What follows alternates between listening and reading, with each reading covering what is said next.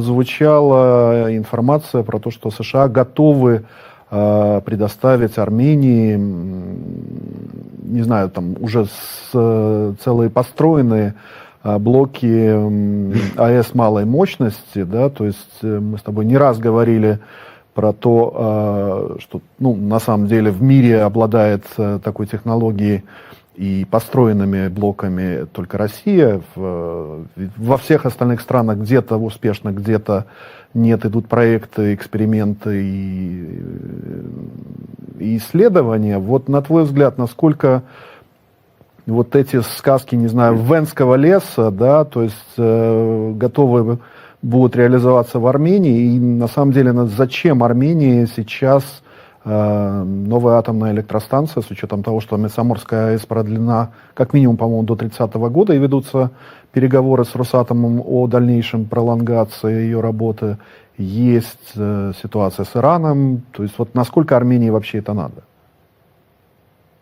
Ну, давайте вот в двух этапах. Сначала о художественном свисте в исполнении мистера Иванса. Красиво.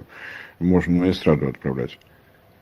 Действительно, подписано нечто, некий то ли меморандум, то ли соглашение, я даже не знаю, как правильно этот документ назвать, заявление о том, что Соединенные Штаты готовы предоставить свои технологии атомных станций малой мощности на сумму $5 миллиардов и ядерных материалов на сумму $4 миллиарда.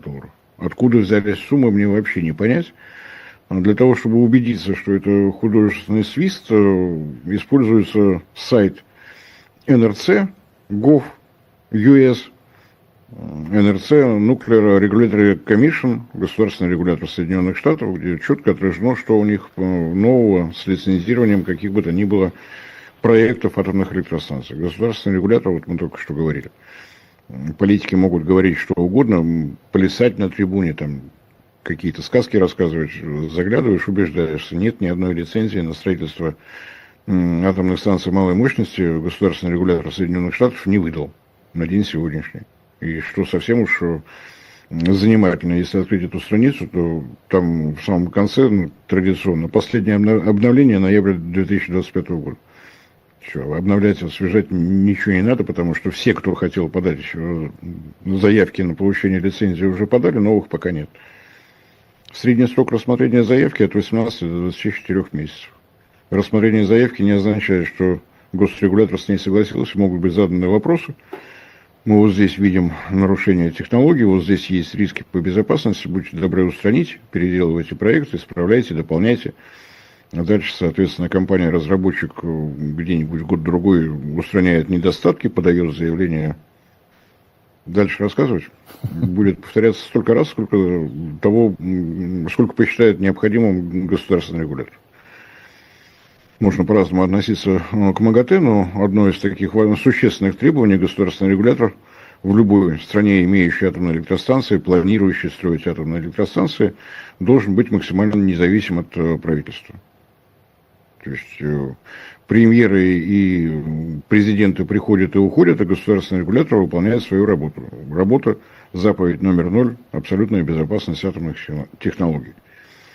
Не имея технологии, мистер Венс считает, что может их передать. Ну вот у меня даже комментариев нет. Что он собирается передавать? Откуда взялась сумма? Почему 5 миллиардов? Почему не 55?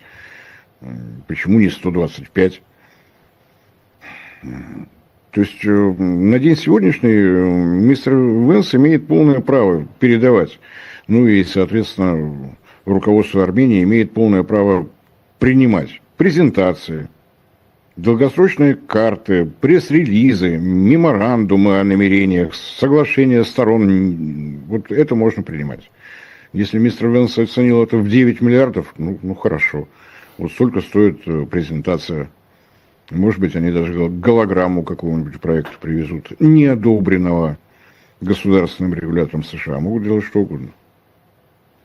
Более существенно то, что, по крайней мере, поступила информация такая, по экспертным, так скажем, каналам. Пока правительство Армении не комментировало, Венс тоже промолчал. Между Соединенными Штатами и Арменией прошли переговоры, по результатам которых было подписано парафирование по так называемому соглашению 123. Официально это называется совместное заявление о завершении переговоров по соглашению 123. Соглашение 123 это, конечно, сленговое, потому что полноразмерно это звучит соглашение о мирном использовании ядерной энергии, Section 123 Agreement. Вот. Соглашение 123 это параграф 123 в законе об атомной энергии Соединенных Штатов, который был принят в 1954 году, совсем недавно. На тот момент не существовало МАГАТЭ как таковое, создали в 1957 году.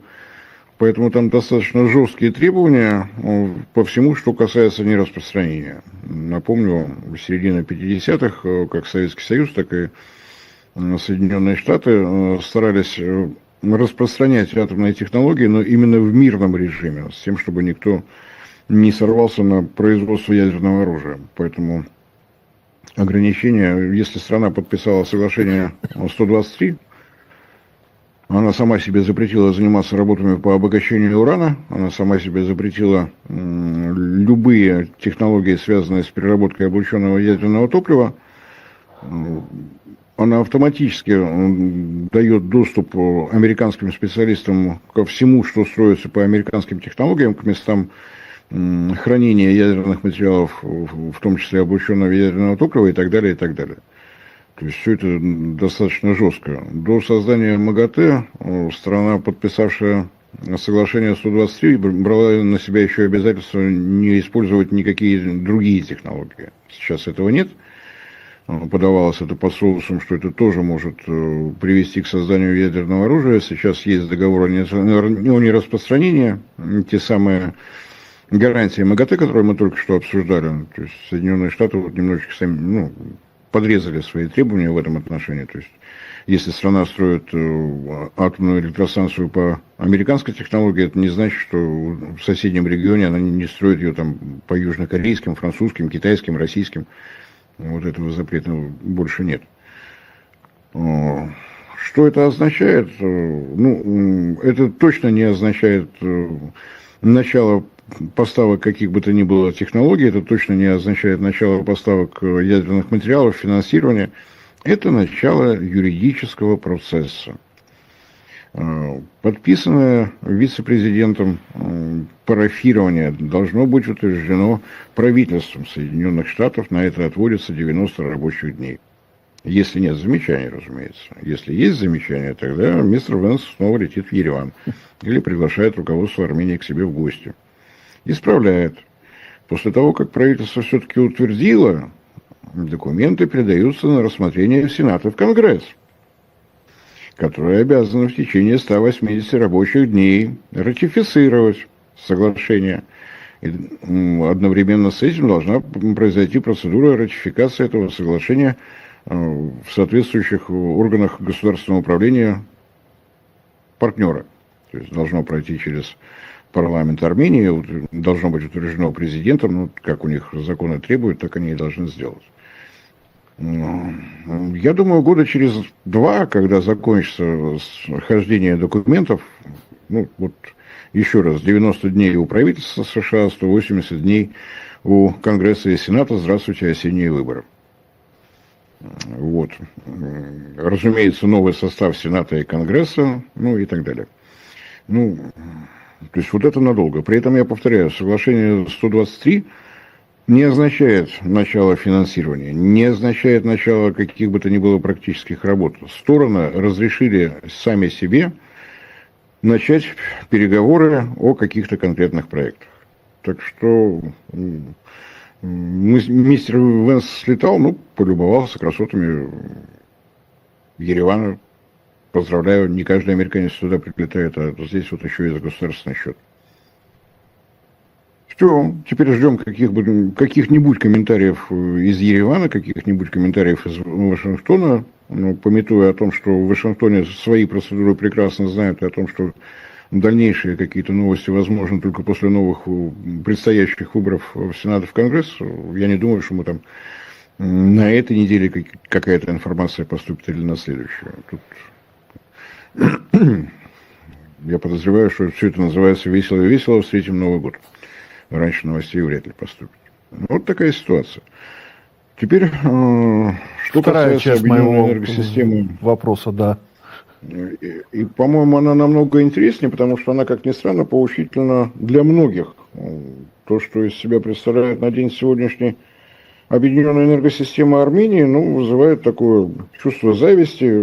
Я думаю, что чувство гордости в Ереване должно присутствовать. По данным на 31 января 2025 года, общая установленная мощность объединенной энергосистемы Армении составляет 3,213 тысячных гигаватта. И дальше, ну, вот это действительно всем на зависть. Баланс по генерации, какие типы электростанций, что производят. Тепловые электростанции 30-31%, в зависимости от климата, от погоды и так далее. Гидроэлектростанции 27-27,5%. Атомная электростанция 25-26%. Солнечная электростанция от 16 до 17%. И ну, самый существенный вклад вносит ветроэлектростанция 0,2%. Вот. То есть ситуация такая, поскольку сейчас атомная генерация отнесена к зеленым, низкоуглеродная, безуглеродная генерация, то есть атомная электростанция и ветроэлектростанция более половины. Солнечные электростанции дают добавку еще в 16%. И поскольку подавляющее, ну, не подавляющее 100% тепловых электростанций это газ, это низкоуглеродная генерация, о которой ну, в Европе могут только мечтать.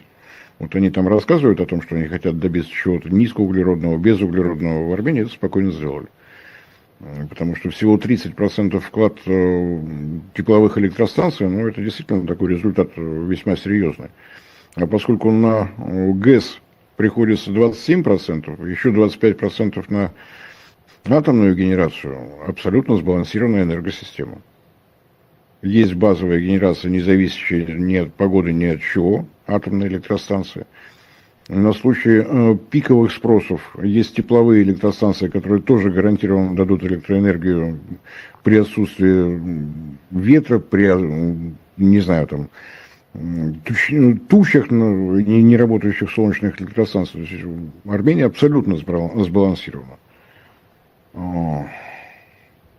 Так что завидовать будем, так скажем. Ну, нам завидовать нет никакого смысла. У нас другие климатические условия, другой масштаб объединенной энергосистемы. А в Европе, ну, если они хотят кого-то в пример приводить, пожалуйста, Армения.